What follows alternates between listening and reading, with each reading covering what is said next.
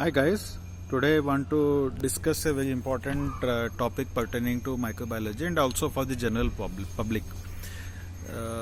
It is about hospital acquired infection. तो ये मैं आपको ये हिंदी में समझाना चाहता हूँ ताकि अगर आप एमबीबीएस के स्टूडेंट से ये क्वेश्चन एग्ज़ाम में आता है तो आपको लिखने में आसानी होगा और जनरल पब्लिक के लिए भी ये नाम काफ़ी डोमेन में है तो उनको भी समझ लेना चाहिए क्योंकि आए दिन रिलेटिव्स वगैरह या खुद भी आप हॉस्पिटल में एडमिट होते हो जाते हो तो ये पता होना चाहिए जनरल पब्लिक को भी कि हॉस्पिटल एक्वायर्ड इन्फेक्शंस क्या होता है। तो ऐसा है कि जब भी आप किसी हॉस्पिटल में कोई भी पेशेंट एडमिट होता है, ओके, चाहे वो किसी चीज़ के लिए, किसी को कैंसर हो सकता है, किसी को कोई नॉर्मल सा ऑपरेशन, सिजेरियन सेक्शन, डिलीवरी या फिर ऐसे कुछ भी बीमारी के लिए अगर सपोज कोई पेशेंट एक हॉस्पिटल में सब मान लीजिए भर्ती होता है, ठीक है, लेकिन हॉस्पिटल में कुछ दिन रहने के बाद, आइडियली 48 आवर्स तक रहने के बाद ऐसा मान लीजिए ऐसा होता है कि उसको हॉस्पिटल से ही कुछ इन्फेक्शन हो जाए।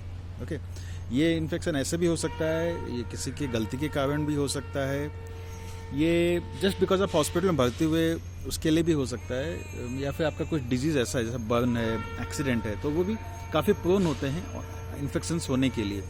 या फिर कोई बंदा अगर वेंटिलेटर पे है तो वेंटिलेटर से भी, कैथेटर पे है, यूरिन कैथेटर पे, उससे ब्लड या सलाइन जो इंजेक्शन से लेते हैं उससे, तो ये इन्फेक्शंस किसी से भी हो सकता है, कैसे भी हो सकता है। तो इसको जो इन्फेक्शन किसी व्यक्ति को जस्ट बिकॉज आप हॉस्पिटल में भर्ती हुए हैं उससे होता है, उसको हॉस्पिटल एक्वायर्ड, ओके, यानी कि हॉस्पिटल से आया हुआ इन्फेक्शन बोलते हैं हॉस्पिटल एक्वायर्ड इन्फेक्शन।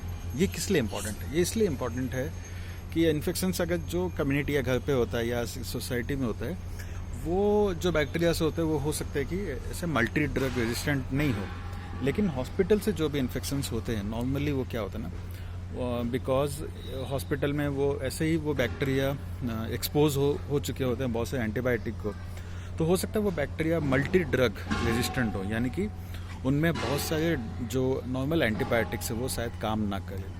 तो ऐसे बहुत सारे केसेस में होता है, हर केसेस में नहीं लेकिन बहुत सारे केसेस में होता है कि जो इन्फेक्शन हॉस्पिटल एक्वायर्ड होते हैं वो उस पर बहुत ही कम एंटीबायोटिक्स से बचे हुए जो उस पर काम करते हैं, और कभी कभी तो वो कोई भी एंटीबायोटिक काम हो सकता है काम ना करे। तो ऐसा बहुत इम्पॉर्टेंट है, ज़रूरी है कि आप कभी भी किसी हॉस्पिटल में भर्ती होते हैं तो ये ख्याल रखिए कि उस हॉस्पिटल का इन्फेक्शन कंट्रोल पॉलिसी कितना अच्छा है, वहाँ पे आईसीयू वगैरह में इन्फेक्शन मतलब हॉस्पिटल एक्वायर्ड इन्फेक्शन रेट कैसे हैं, इन सब का थोड़ा ध्यान दीजिए। कोई भी एक्रेडिटेड NABH एक्रेडिटेड हॉस्पिटल हो या कोई भी बड़ा हॉस्पिटल हो जहाँ पे ये सब फॉलो होता है, वहाँ पे आइडियली एडमिट करना अच्छा है।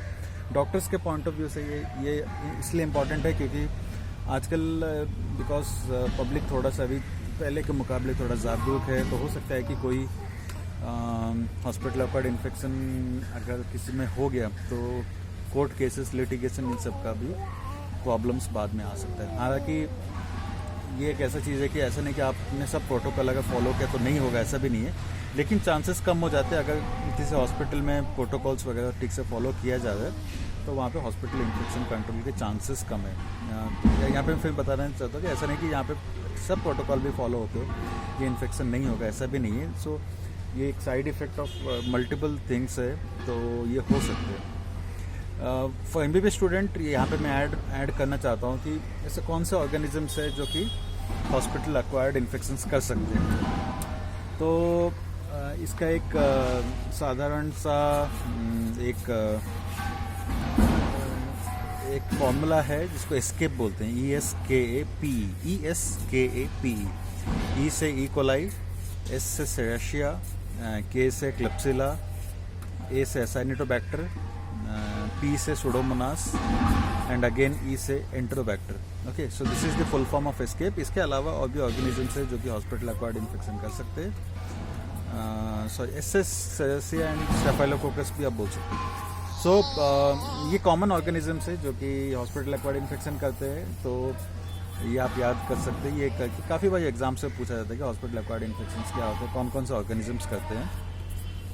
और नॉर्मली और कौन कौन सा ऑर्गेनिजम्स और क्या क्या types of hospital acquired infection हो सकते हैं? तो types of hospital acquired infection में अगर किसी का सर्जरी होता है, ठीक है, किसी की अपेंडिसाइटिस हो गया, सीजरियन सेक्शन हो गया, अगर सर्जरी होने के बाद 6-7 दिनों के बाद या 2-3 दिनों के बाद वो घाव नहीं सूखता है, फिर से उसमें पस आ जाता है, तो उसको सर्जिकल साइट इन्फेक्शन बोलते हैं। तो ये कैसे डेवलप होता है? ये जो सर्जरी के टाइम अगर ठीक से अगर जो मटेरियल है वो स्टेरिलाइज नहीं है, या गॉज पीस या कॉटन है वो स्टेरिलाइज ठीक से नहीं है या इन्फेक्टेड है, या फिर जो ड्रेसिंग ठीक से नहीं हुआ, इससे सर्जिकल साइट इन्फेक्शंस हो सकते हैं। उसके अलावा अगर कैथेटर लगा है वो टाइम से चेंज नहीं होता है, कैथेटर यूरिन कैथेटर, तो उससे यूटीआई यानी यूरिनरी ट्रैक्ट इन्फेक्शन हो सकते हैं, और इसको काउटी या फिर catheter associated urinary tract infection भी बोलते हैं।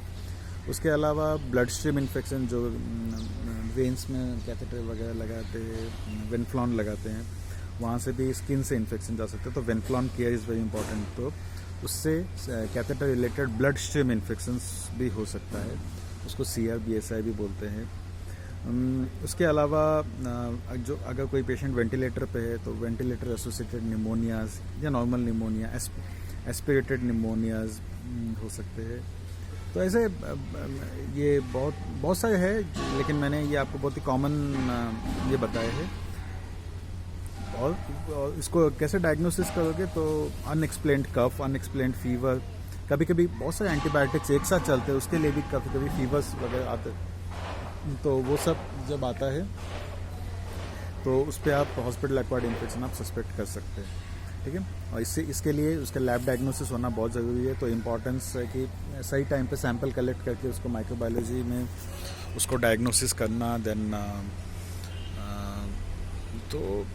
तो उससे पता चलता है कि कौन कौन सा एंटीबायोटिक या कौन सा ऑर्गेनिज्म का इन्फेक्शन है, और उस इन्फेक्शन में कौन कौन सा एंटीबायोटिक्स एक्चुअली काम करते हैं। सो दोस्तों, ये रहा, मैंने बहुत ही हिंदी में आपको समझाने का कोशिश किया what is hospital acquired infection. अगर आपको मेरा ये वीडियो पसंद आता है या फिर आप कुछ कमेंट देना चाहते हो, कमेंट बॉक्स में ज़रूर आके कमेंट दीजिए। और भी अगर कुछ आपको किसी चीज़ के बारे में जानना है तो आप हमेशा मेरे को कमेंट कर सकते हैं। तो मेरे चैनल सब्सक्राइब कीजिए और वीडियो शेयर कीजिए, लाइक कीजिए। Thank you.